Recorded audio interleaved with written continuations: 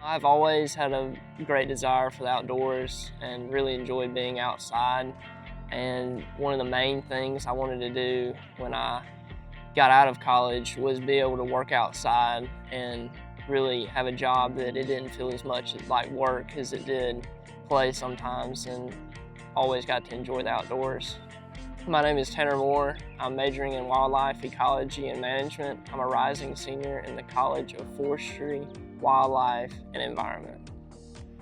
I would say you could choose Auburn just because of opportunities such as practicum. Not everybody has that, and you get to really hone your skills. You get to know your professors on more of a personal level and not as just that professor in class that's teaching you Monday through Friday, which is great.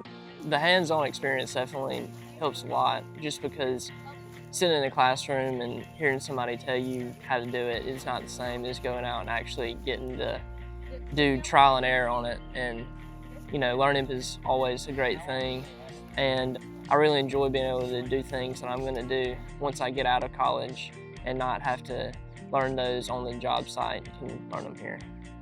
I didn't know that the Dixon Center was so organized, I guess I should say. It's a very put together place. They definitely have done this for a while. The classrooms are great. Not something you normally see in the middle of the woods somewhere.